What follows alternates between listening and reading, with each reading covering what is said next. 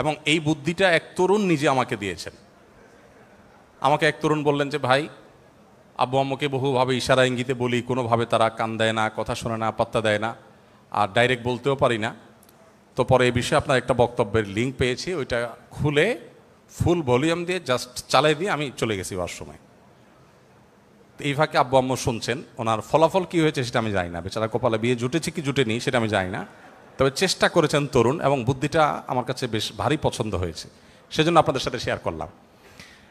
আর এর বাইরে ওই যে বললাম যে এক রেস্টুরেন্টে এক যুবক তার বাবাকে হাত ধরে আমার কাছে নিয়ে আসছে, এতটা ফ্রি যদি হন আর কোনো জায়গায় নিয়ে আসতে পারেন আমার অফিসে আফতাবনগরে, ইনশাআল্লাহ আমি সময় দেবো, আল্লাহ চাহেন তো ইনশাআল্লাহ। তবে আমাদের অভিভাবকদের এই জিনিসটা খেয়াল করা উচিত, আমাদের সন্তানদের বিয়ের উপযুক্ত হওয়ার পর তাদের বিবাহ দেওয়ার জন্য যথেষ্ট আন্তরিক হওয়া উচিত, এবং সেক্ষেত্রে সন্তানদেরও কর্তব্য আছে। আমি অবশ্য অন্য অন্য জায়গায় বলি যে বিবাহের জন্য শুধু আমার কাছে চিরকুট ধরা দিলে হবে না, বিবাহের জন্য আপনি উপার্জন শুরু করে দেন, টাকা পয়সা কামানো শুরু করে দেন। টাকা পয়সা যখন হতে থাকবে তখন বিয়ের জন্য মেয়ের বাবাদের কাছে ধর্ণা দেওয়া লাগবে না, মেয়ের বাবারা আপনার পিছ পিছ ঘুরবে। অতএব শুধুমাত্র বাবার দিকে চায়া থাকবেন, কেমন কথা। যুবক মানুষ, আপনি যে উপার্জন করেন আপনি নিজে কামাই করার চেষ্টা করেন, নিজের পায়ে নিজে দাঁড়ান, যাতে করে বিবাহ করে স্ত্রীর ভরণ পোষণের ব্যবস্থা, মিনিমাম ব্যবস্থাপনা আপনি করতে পারেন। অবশ্য প্রশ্নকর্তা বলেছেন যে প্রস্তুতি হিসাবে তিনি উপার্জন শুরু করেছেন, আহারে বেচারা, তারপরও বাবা মা বিয়ে দিচ্ছেন না। আল্লাহ তালা তার এই পাষাণ বাবা মাকে, দিলটাকে আল্লাহ তালা নরম করে দিন, আমরা দোয়া করি। আল্লাহ তালা এই যুবকের বিয়ের ব্যবস্থা করে দিন, আমরা দোয়া করি। আর যতদিন ব্যবস্থা হচ্ছে না, আমিনের যে ভলিউম মাশাআল্লাহ, আপনাদের অসহায়ত্ব এখান থেকে পরিষ্কারভাবে ফুটে উঠছে। আল্লাহ রাব্বুল আলামিন আমাদের সবার চরিত্রগুলোকে হেফাজতে রাখার তৌফিক দান করুন। একজন মুসলমানের কাছে তার চরিত্রের চাইতে আসলে কোনো কিছুই দামি বা মূল্যবান হতে পারে না। চেষ্টা আমাদের থাকতে হবে, যতদিন পর্যন্ত ব্যবস্থা না হচ্ছে ততদিন পর্যন্ত আমরা নিজেদেরকে নিয়ন্ত্রণ করতে হবে। মনে রাখবেন, যে যুবক নিজেকে নিয়ন্ত্রণ করতে পারে না সে নিজেকে কখনো ভালো মুসলমান দাবি করতে পারে না।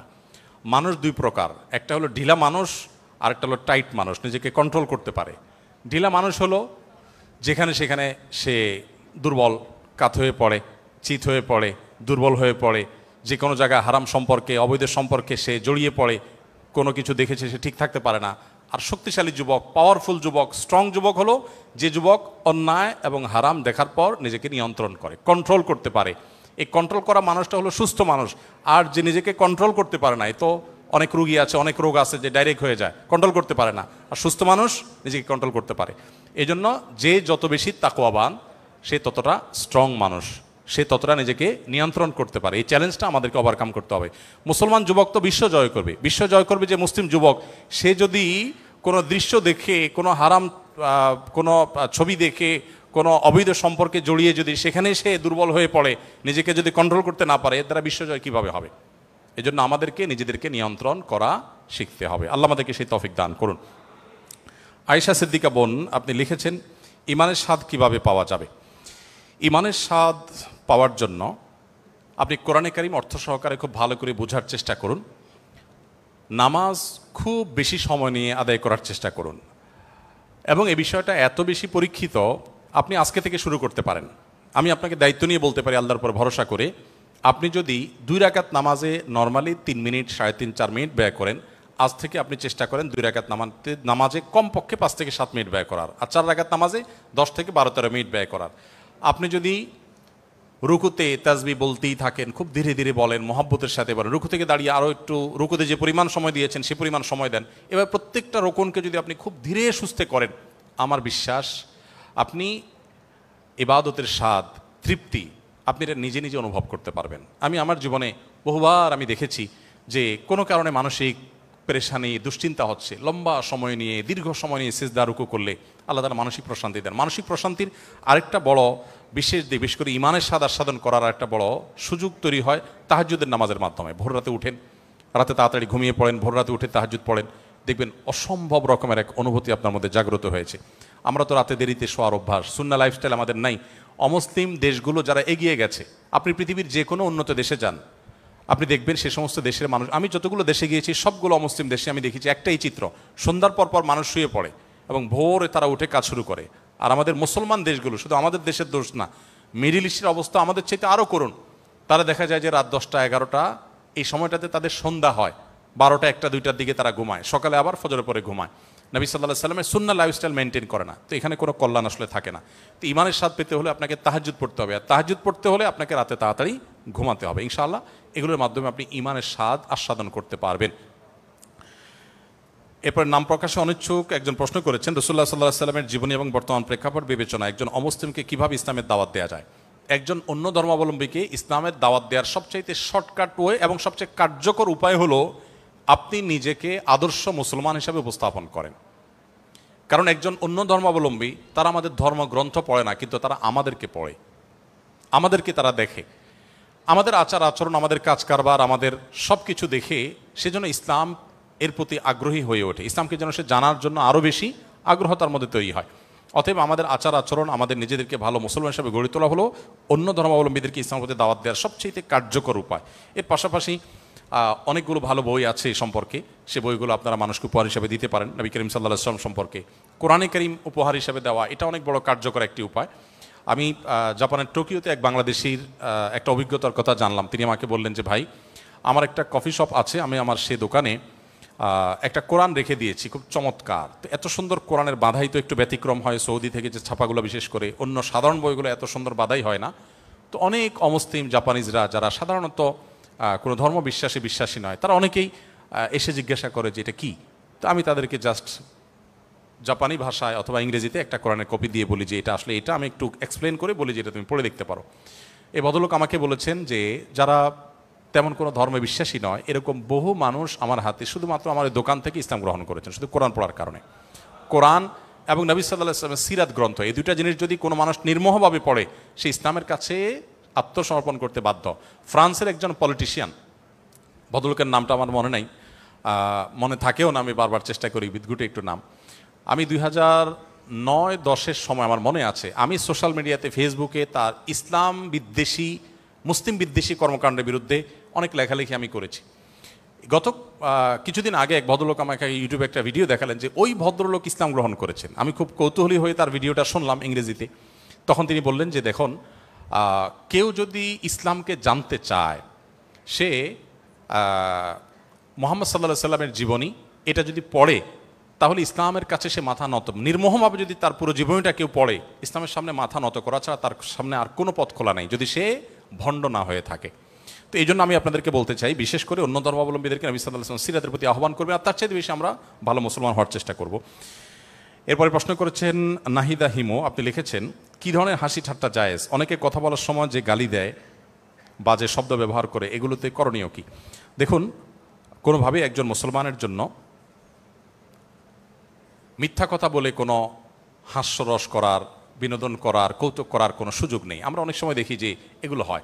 সোশ্যাল মিডিয়াতে কিছু ভিডিও ক্লিপ আপনারা হয়তো দেখে থাকবেন, একজন হয়তো বসে আছে পুকুরের পাড়ে, তারই কোনো একজন ফ্রেন্ড, দোস্ত তাকে এসে ধাক্কা দিয়ে ঠান্ডার সময় পুকুরে ফেলে দিয়েছে, সে পড়ে গেছে, আর হা হা করে সবাই হাসছে। আমরা এই সমস্ত ভিডিও দেখে বেশ এনজয় করি, তাই না? আমাদের নিজেদের অজান্তে আমাদের মনুষ্যত্ব কিন্তু হারিয়ে যাচ্ছে এভাবে। এটা তো আসলে কোনো আনন্দের উপলক্ষ হতে পারে না।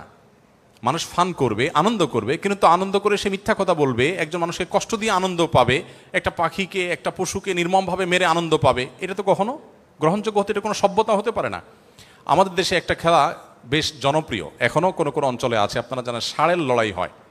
ষাঁড়ের লড়াইয়ে যে নির্মমতা হয়, যে করুণ দৃশ্যের অবতারণা হয়, এটা কোনো সভ্য সমাজের গ্রহণযোগ্য কোনো লড়াই হতে পারে না, বাট সেটাকে আমরা অনেকে বেশ এনজয় করছি। তো এরকম অনেক খেলাধুলা আছে, অনেক বিনোদন আছে যেগুলোতে আমরা শরিয়া বিরুদ্ধ পথ অবলম্বন করি। নবী করিম সাল্লাল্লাহু আলাইহি ওয়াসাল্লাম হাস্যরসাত্মক কথা বলতেন, কৌতুক করতেন। তিনি একবার এক সাহাবী বললেন, ইয়া রাসূলুল্লাহ, আমাকে একটা ওঁট দিবেন আপনি, আমি বাহন হিসেবে ব্যবহার করতে চাই। নবী করিম সাল্লাল্লাহু আলাইহি ওয়াসাল্লাম বলেছেন, তোমাকে আমি একটা ওঁটের বাচ্চা দেব। লোকটা বলল, হে আল্লাহর রাসূল, আমি আপনার কাছে চড়ার জন্য ওঁট চেয়েছি, আপনি বাচ্চা দিবেন, বাচ্চা ওঁটে কি চড়া যায়? নবী সাল্লাল্লাহু আলাইহি ওয়াসাল্লাম বলেছেন, যে ওঁটে তুমি চড়বা সেই ওঁট তো কোনো না কোনো ওঁটের বাচ্চা, আমি সেটা মিন করেছি। আরেকজন সাহাবীকে নবী সাল্লাল্লাহু আলাইহি ওয়াসাল্লাম ডাক দিচ্ছেন, ইয়া জাল উজনাইন, এই যে দুই কান আছেন আপনার, আপনি আসেন, হে দুই কানওয়ালা। তো এটা রসিকতা করলেন, ওনার কান তো আসলেই দুইটা। নবী করিম সাল্লাল্লাহু আলাইহি ওয়াসাল্লামের জীবনে অনেক হাস্য রস করতেন, কিন্তু সেটা কখনো মিথ্যা কথা বলে নয়। আমরা অনেক সময় মিথ্যা কথা বলে, ফান করে অনেক অন্যায় কথা বলি। নবী সাল্লাল্লাহু আলাইহি ওয়াসাল্লাম বলেছেন, রসিকতা করেও যদি কেউ মিথ্যা পরিহার করতে পারে, ওই ব্যক্তিকে আল্লাহ রাব্বুল আলামিন জান্নাতের একেবারে সেন্টার পয়েন্টে একটি প্রাসাদ, জান্নাতি প্রাসাদ দান করবেন। অনন্ত অসীমকালের জন্য সে নেয়ামত সে ভোগ করতে থাকবে। এই জন্য কোনো অবস্থাতে একজন মুসলমানের জন্য এটি জায়েজ নয়।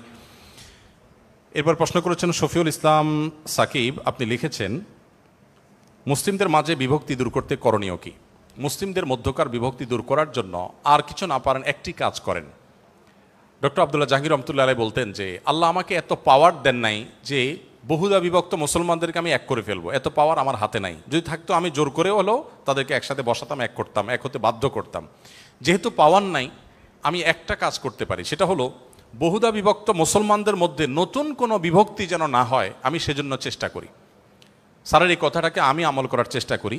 পারতপক্ষে সজ্ঞানে কারোর নাম ধরে খোঁচাখুচি করা, কারোর বিরুদ্ধে বিষোদ্গার করা, পাবলিকলি কিংবা ঘরোয়া মজলিসে, এই জিনিসগুলো যেন আমার দ্বারা না হয়, আমি সে ব্যাপারে খুব বেশি সচেষ্ট থাকি। আমি আপনাদেরকে উদাত্ত আহ্বান রাখতে চাই, বিশেষ করে আপনারা যারা সাধারণ শিক্ষিত ভাইয়েরা বোনেরা আছেন, আল্লাহর ওয়াস্তে ইসলামের কোনো একটা সেক্টর বা কোনো একটা গ্রুপ আপনি পছন্দ করেন, কোনো আলিমকে আপনি পছন্দ করেন, কোনো স্কলারকে আপনি পছন্দ করেন, তার অনুসারী হয়ে পাল্টা আরেকজন হুজুর, আরেকজন আলেমের গোষ্ঠী উদ্ধার করার জন্য নামবেন না। আপনারা অনেকে দেখবেন যে এটাকে সওয়াবের কাজ মনে করে যে এক হুজুরের পক্ষ হয়ে আরেক হুজুরের গোষ্ঠী উদ্ধার করলে বোধহয় বিপুল পরিমাণ সওয়াব আমার আমলনামায় লেখা হবে। কিয়ামতের ময়দানে এই লোক যখন দেখবে যে সওয়াবের জায়গায় সব গুনাহ লেখা হয়েছে, তখন তার আফসোসের কোনো শেষ থাকবে না। এজন্য ভাই, আমি আপনাদেরকে বিনীতভাবে বলতে চাই, আল্লাহর ওয়াস্তে মুসলমানদের মধ্যকার দূরত্বগুলোকে কমাবার জন্য কখনো দূরত্ব বাড়ে সেরকম কোনো পদক্ষেপ নেবেন না, সেরকম কোনো কথা বলবেন না। সমালোচনা করতে হলে নবী সাল্লাল্লাহু আলাইহি ওয়াসাল্লামের সুন্নাহ অনুসরণ করে করবেন। তিনি নাম ধরে সমালোচনা সচরাচর কোনো পাবলিক প্রোগ্রামে সাধারণত করতেন না। এমনভাবে করতেন যে কারোর কোনো মানহানি না হয়, অসম্মান না হয়। আজকাল দুঃখজনক আমরা অনেক মুসলমানরা ইসলামের কাজ মনে করে সেই কাজটি করে যাচ্ছি এবং ইসলামের প্রতি মানুষকে আরও আমরা বীতশ্রদ্ধা করছি। শফিউল ইসলাম সাকিব, আপনি লিখেছেন তওবা কবুল হয়েছে কিনা বুঝবো কিভাবে, এটার উপায় আছে কিনা? বোঝার আসলে সুনির্দিষ্ট কোনো উপায় নাই। তবে তওবা করার পর যদি আপনার অন্তরটা বিগলিত হয়, অনুতপ্ত হয়, চোখের পানি পড়ে এবং ওই পাপ থেকে আপনি ফিরে আসার সুযোগ পান, কিছু সময় আপনি ফিরে থাকেন, তাহলে আপনি আল্লাহর প্রতি সুধারণা করতে পারেন, হয়তো আপনার তওবা কবুল হয়েছে। মেজবা লিখেছেন ফেসবুক রাজনৈতিক দলের কেউ পূর্বে নির্যাতন করত, তাদের বিরুদ্ধে নাম ধরে ফেসবুকে লেখালেখি করলে গীবত হবে কিনা? যদি আপনার এই লেখালেখিটা হয় তাকে বিচারের মুখোমুখি করবার জন্য, তার অন্যায় অনাচারগুলোকে তুলে ধরে যেন তার শাস্তি হয় সেটি নিশ্চিত করা যায়, সেজন্য আপনি যদি লেখালেখি করেন সে অধিকার আপনার আছে। আল্লাহ সুবহানাহু ওয়া তাআলা কোরআনে কারীমের 6 নম্বর পারার প্রথম আয়াতে বলেছেন, লা ইউহিব্বুল্লাহুল জাহরা বিসসুই ইল্লা মিনাল কাওলি ইল্লা মান যুলিম। কোনো মন্দ কথার প্রসার আল্লাহ পছন্দ করেন না, তবে যিনি নির্যাতিত, যিনি মাজলুম, তার জুলুমের কথা সে মানুষকে বলার অধিকার তার আছে। এরপরে তানজিনা, আপনি লিখেছেন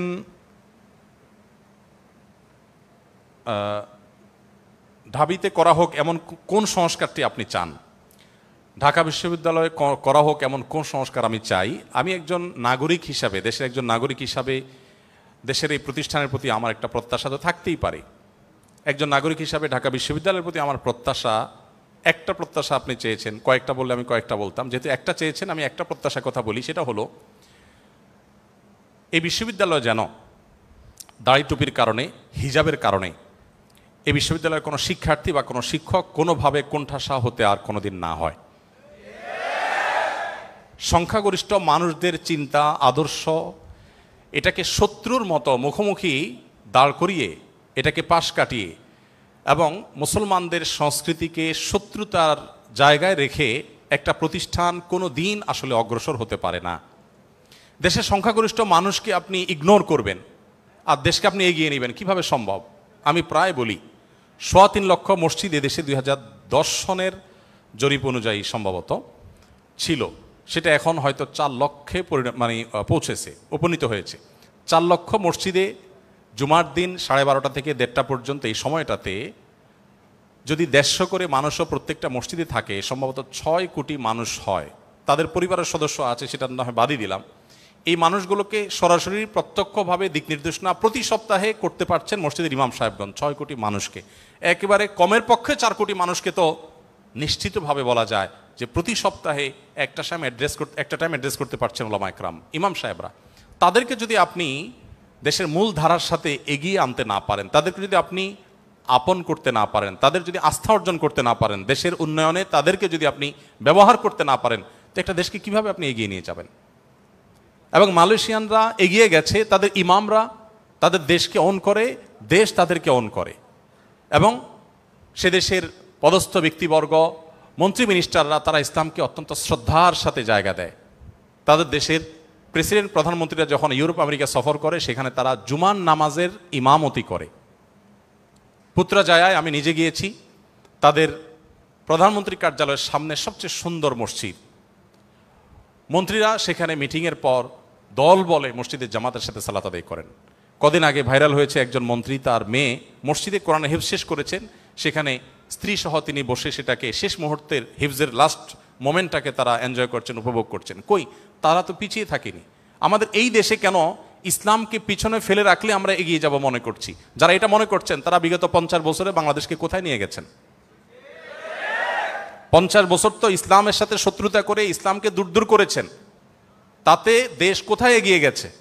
এর বিপরীতে আমি বলতে চাই, যদি দাড়ি টুপি এবং হিজাবকে অহেতুক আসামির কাঠগড়ায় না দাঁড় করান, এবং ধার্মিক মানুষদেরকে যদি আস্থায় আনতে পারেন, এবং এক্ষেত্রে ধার্মিকদেরও যথেষ্ট দায়িত্ব কর্তব্য আছে, তারা দেশের জন্য যদি নিজেদেরকে উজাড় করে দেন, তাহলে আমার মনে হয় পৃথিবীর অনেক দেশকে আমরা পেছনে ফেলে এগিয়ে যেতে পারবো ইনশাআল্লাহ তাআলা।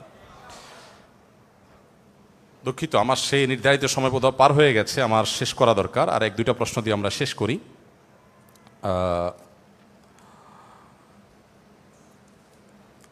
তানজিলা একাই অনেক প্রশ্ন করেছেন, আপনার প্রশ্ন এতগুলো উত্তর দেব না, একটা দিয়েছি, আমার মনে হয় এটাই থাকুক। এরপরে আমি সব প্রশ্ন মেয়েরা দখল করে আছে, ছেলেদের প্রশ্নই নেই। আলোচনা মেয়েদের পক্ষে গেল, এখন প্রশ্ন উত্তর যদি তাদের পক্ষে যায় তো মুসিবত হবে। বৈষম্য হয়, এই বৈষম্য তো দূর করা দরকার। কি করব বলেন? আল্লাহ সুবহানাহু ওয়া তাআলা তাদেরকে এত অ্যাক্সেস, এত সুযোগ, এত কিছু দিয়েছেন। কেন দিয়েছেন? ওই যে একসময় মানুষ হয়তো ইসলামের এক হাত নিবে, আল্লাহ সুবহানাহু ওয়া তাআলা তাদেরকে বেশি দিয়ে রেখেছেন সেজন্য। যাই হোক, আনিসুর রহমান আপনি লিখেছেন, হলে না জানিয়ে অনেকে ব্যক্তিগত জিনিস ব্যবহার করে থাকেন, বিশেষ করে পানি খেয়ে ফেলেন, এর বিধান কি? এটা শুধু হলে হয় তা না, মসজিদে পর্যন্ত আপনি দেখবেন একজনের সুন্দর একটা শু পরে আসছেন, তিনি নিজের শুটা খুলে রেখে আরেকজনের একজোড়া স্যান্ডেল এটা দিব্যি পায়ে দিয়ে তিনি টনটন করে হেঁটে চলে যাচ্ছেন, উজু করে ভিজায় ওইটাকে তারপর রেখে চলে যাচ্ছেন। এগুলো হয় কি হয় না? এটা কোনো দায়িত্বশীল মুসলমানের কাজ না। এই ছোট ছোট বিষয়গুলো আমাদের কাছে মনে হতে পারে খুব তুচ্ছ জিনিস। আল্লাহ সুবহানাহু ওয়া তাআলা বলেছেন, তাহসাবুনাহু হাইয়িনা ওয়া হুয়া ইনদাল্লাহি আযীম। তোমরা মনে করো এগুলো খুব তুচ্ছ বিষয়, আল্লাহর কাছে এগুলো অনেক বড় ব্যাপার। এজন্য অনুমতি ছাড়া কারোর পানি পান করে ফেলা, কারো কোনো জিনিস নিয়ে ফেলা, হলে যেরকম হয় বাইরে হয়, এই কাজগুলো হওয়া উচিত না। একজন দায়িত্বশীল মুসলমান তিনি অনুমতি নিয়ে তারপরে কারো কোনো জিনিস ব্যবহার করবেন। তবে সেই সাথে যার জিনিসের ব্যবহারের অনুমতি চাওয়া হচ্ছে তিনিও তুচ্ছ বা ছোটোখাটো জিনিসকে দিতে অপারগতা প্রকাশ করবেন না, কারণ আল্লাহ সুবহানাহু ওয়া তাআলা সে ব্যাপারেও ভর্ৎসনা করেছেন সূরায়ে ওয়াইলুল লিকুল্লি হুমাযাতিল লুমাযা এখানে। তো এই জন্য আমাদেরকে অনুমতি নিয়ে আরেকজনের জিনিসটাকে ব্যবহার করতে হবে, না হলে সেক্ষেত্রে আমরা গুনাহগার হব। শাহরিয়ার প্রশ্ন করেছেন, ইসলামী শাসন কায়েমের জন্য আমাদের করণীয় কি? সংখ্যাগরিষ্ঠ মানুষ মুসলিম হয়ে আমরা খেলাফত চাইতে অসুবিধা কি? কোনো অসুবিধা থাকার কথা না, থাকা উচিত না। যদি সংখ্যাগরিষ্ঠ সংখ্যালঘু সব ধর্মের মানুষ যার যার কথা বলতে না পারে, তাহলে আমাদের এই স্বাধীনতা দিয়ে আমরা কি করব? যে স্বাধীনতা আমাদেরকে কথা বলতে দেয় না, সেটা কেমন স্বাধীনতা? একজন মুসলমান তো তার চাওয়া, তার পাওয়া, তার প্রত্যাশা কথা বলতেই পারেন এবং বলতে পারা উচিত। আলহামদুলিল্লাহ, সেরকম একটা পরিবেশ আল্লাহ তাআলা আমাদেরকে উপহার দিয়েছেন। এর জন্য যাদের অবদান, যাদের আত্মত্যাগ রয়েছে, আমরা অন্তঃস্থল থেকে তাদের জন্য দোয়া করি, আল্লাহ রাব্বুল আলামিন তাদের সবাইকে এর জন্য সর্বোত্তম বিনিময় দান করুন। এবং অবশ্যই আমাদের শরিয়ার সৌন্দর্যকে উপস্থাপন করা দরকার। শরিয়ার সৌন্দর্যের গুরুত্ব, শরিয়ার অনুসরণের গুরুত্ব, এটা আমাদের জানানো উচিত। সংখ্যাগরিষ্ঠ মুসলমানরা কি দিয়ে শাসিত হতে চায় এ সম্পর্কে সংখ্যাগরিষ্ঠ মুসলমানদের মতামত জানা উচিত, জানার ব্যবস্থা থাকা দরকার। এবং এ ব্যাপারে আমাদের কোনো হেজিটেশন থাকা উচিত নয়। তাদের সে অধিকার তারা পাচ্ছেন এবং ভবিষ্যতে পাবেন বলে আমরা সুধারণা রাখি এবং প্রত্যাশা করি। রাজিয়া সুলতানা লিখেছেন, পবিত্র অবস্থায় রোজা রেখে আসরের কিছু আগে পিরিয়ড শুরু হলে মাগরিব অবধি কি না খেয়ে থাকা উত্তম? উত্তর হলো যে না, রমজান মাসে বা রোজা অবস্থাতে দিনের বেলা পিরিয়ড শুরু হলে ওই সময়টাতেই রোজা শেষ, অতএব এরপর আর না খেয়ে থাকার কোনো মানে নাই। বা ওইটা রোজা হিসাবে বাকি অংশকে পরিপূর্ণ, যে অল্প একটু সময় আছে পরিপূর্ণ করি, এটা জায়েজ হবে না, বরং গুনাহ হবে। আপনি কিছু খান কিংবা না খান, আপনার রোজা শেষ হয়েছে, ভঙ্গ হয়েছে, সেটি আপনাকে ধরে নিতে হবে। শেষ প্রশ্নের উত্তর দেই। শাকিল হোসেন আপনি লিখেছেন, আমি অনেক জায়গায় শুনেছি রিজিক পূর্বে নির্ধারিত, আমার কাজ না করলেও যা পাবার তা পাবো কি না? এই ভদ্রলোক সম্ভবত আমার মতো অলস প্রকৃতির মানুষ। তিনি চাচ্ছেন যে আল্লাহ যেহেতু রিজিক নির্ধারিত করে রাখছেন, তাহলে এত কষ্ট করে লাভ কি, শুয়ে থাকি। অনেক যুবক আছেন আমাদের কাছে প্রশ্ন দেন, দিয়ে বলেন, ভাই এমন কোনো আমল বলে দেন যে আমল করলে আল্লাহ তালার কাছ থেকে আমি বিপুল পরিমাণ টাকা পয়সা পাবো, আমার আর কিচ্ছু করতে হবে না, এত হ্যাসেল নিতে চাই না। অনেকে একটা নির্দিষ্ট অ্যামাউন্টের কথা বলে দেন যে আল্লাহ তোমার কাছে বেশি চাই না, এই লাখ দশেক টাকা দিলে আমার চলবে। আল্লাহ সুবহানাহু ওয়া তাআলাকে বাজেট ঠিক করে দেয়। তো এগুলো ভুল। দোয়ার মধ্যে যদি এরকম ভুলভাল দোয়া করি, তাহলে তার পরিণতিও খুব ভুলভাল হবে। আপনারা অনেক গল্প ঘটনা এই সংক্রান্ত জানেন, আমি আর সেদিকে যে সময় নষ্ট করতে চাই না। আপনি অলস হয়ে শুয়ে থেকে যদি রিজিক চান, তো মনে রাখবেন এটা কোনো মুসলিমের প্রত্যাশা হতে পারে না। আল্লাহ সুবহানাহু ওয়া তাআলা বলেছেন, ফাইদা কুদিয়াতিস সালাহ ফান্তাশিরু ফিল আরদি ওয়াবতাগু মিন ফাদলিল্লাহ। নামাজ যখন শেষ হয়, আল্লাহ বলেছেন মসজিদ থেকে বের হও, ছড়িয়ে পড়ো তোমার আল্লাহর জমিনে, এবং উপার্জন, হালাল উপার্জনের জন্য বেরিয়ে পড়ো এবং হালাল উপার্জন আহরণ করে নিয়ে আসো। অতএব মুসলমান পরিশ্রম করবেন, উপার্জনের জন্য চেষ্টা করবেন, এটাই কিন্তু ইসলাম বলে। বিধায় সেই জায়গা থেকে একজন মুসলমান অলস হবে না। নবী সাল্লাল্লাহু আলাইহি ওয়াসাল্লাম দোয়া করেছেন, আল্লাহ আপনার কাছে অলসতা থেকে আমি পানা চাই। আমরা দোয়া করবো আল্লাহর কাছে। এবং সেই সাথে আরেকটি কথা বলতে হবে, তা হলো যারা মনে করেন যে বসে বসে শুয়ে শুয়ে খাবো, এরকম কোনো ব্যবস্থা হলে ভালো হতো, তারা মূলত একটা প্যারালাইসিস একটা জীবন চাচ্ছেন, প্যারালাইজড মানুষের একটা লাইফ চাচ্ছেন। কারণ এটা প্যারালাইসিস রোগীর কাজ, যে সে শুয়ে থাকবে আর সব রেডি করে সবাই এনে দিবে। একজন হাত পা সুস্থ স্বাভাবিক মানুষ কখনো এটা প্রত্যাশা করতে পারে না।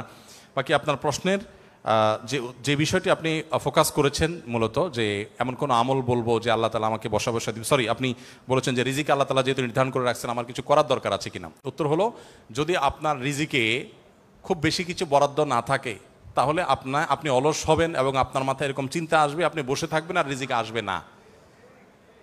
আপনার রিজিক কতটুকু আছে সেটা আপনার অ্যাটিটিউড, এবং অ্যাটিটিউড আপনার পরবর্তী আপনার যে প্রাপ্তি সেটা দেখে বোঝা যাবে। এজন্য একজন মানুষ তাই পাবে যা তার রিজিকে আছে। রিজিকে আছে বিধায় আমি শুয়ে থাকি, এ কথা চিন্তা করে যদি আপনি শুয়ে থাকেন, আপনার রিজিকে কিছু না আসে, তাহলে বুঝতে হবে আপনি কপাল পড়া, আপনার রিজিকে আসলে কিছু ছিলই না। আর যদি আপনি পরিশ্রমী হন, পরিশ্রম করেন এবং ভালো কিছু পান, তাহলে বুঝতে হবে যে আপনার রিজিকে এটাই ছিল। মনে রাখবেন, হবে সেটাই যেটা আমাদের রিজিকে আছে। আমাদের রিজিকে যা আছে তার বাইরে কোনো কিছু হবে না। আমরা চাইলেও হবে না, না চাইলেও হবে না। বহু মানুষ আপনার চাইতে অনেক বেশি পরিশ্রম করেছে। ঢাকা শহরে অনেকে গল্প দেয় যে আমি অনেক কষ্ট করেছি জীবনে, আজ এ পর্যন্ত আমি এসেছি, এরকম অনেকে বলেন। এই বলাগুলো অহংকার বশত হয়ে থাকে। তার চাইতে বেশি অনেক চেষ্টা করে মানুষ রাস্তা রাস্তা করে, ঠিক না ঠিক? বিধায় এটা আল্লাহ তাআলার রহমত ছাড়া কখনো হবে না। রিজিকে যা আছে তাই আসবে, কিন্তু আল্লাহ তাআলা আপনাকে বসে থাকতে বলেন। আল্লাহ বলেছেন রিজিকে যা আসবে এটা বিশ্বাস করবা, আর শ্রমের জায়গায় তুমি ঠিকই শ্রম দিবা, তাহলে রিজিকে যা আছে তাই আসবে। আর পরিশ্রম করার কারণে আল্লাহর কাছে তুমি রিজিক পাওয়ার না পাও, আল্লাহর নির্দেশ পালনার্থে পাওয়ার কারণে তুমি সওয়াব পাবে ইনশাআল্লাহ তাআলা। জাযাকুমুল্লাহ খাইর। আল্লাহ তাআলা আমাদের সবাইকে আমলের তৌফিক দান করুন। আমরা একটু ইয়ে করি, আমরা হ্যাঁ, এ পর্যায়ে ক্রেস্ট প্রদান করার জন্য আমি আহ্বান করছি আমাদের আব্দুস সবুজ স্যারকে, বাস্তবায়ন কমিটির পক্ষ থেকে। একটু দ্রুত তারপর হচ্ছে আব্দুস সবুজ স্যারকে ক্রেস্ট দিয়ে সম্মাননা প্রদান করার জন্য বিনীত অনুরোধ জানাচ্ছি শেখ আহমদুল্লাহ হাফিজাহুল্লাহকে। ক্রেস্ট নিচ্ছেন জনাব আব্দুস সবুজ স্যার, প্রভাষক, institute of leather engineering and technology, university of Dhaka.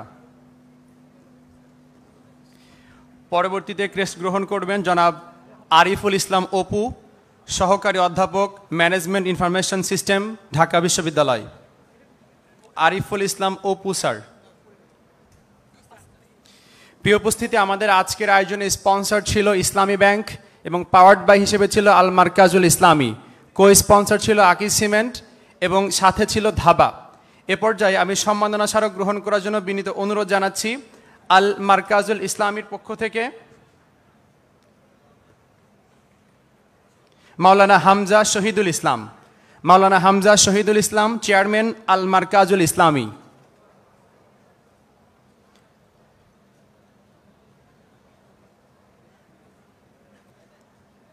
পরবর্তীতে ক্রেস্ট গ্রহণ করবেন জনাব নজরুল ইসলাম আলম, এমডি, ধাবা। জনাব নজরুল ইসলাম আলম।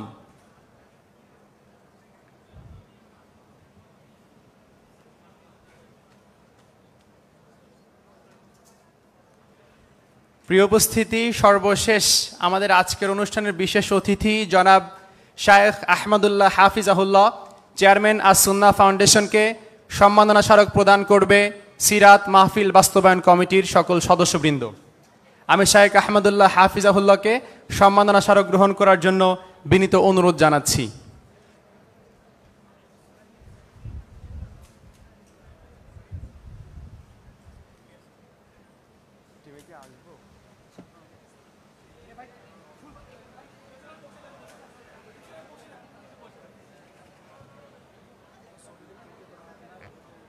আপনারা সবাই অবগত আছেন আমাদের পরবর্তীতে গুরুত্বপূর্ণ একটি প্রোগ্রাম আছে। আপনারা অবশ্যই এই প্রোগ্রাম পরবর্তী আপনারা সালাতের জন্য বের হবেন, সালাত পড়ে আবার উপস্থিত হবেন ইনশাআল্লাহ।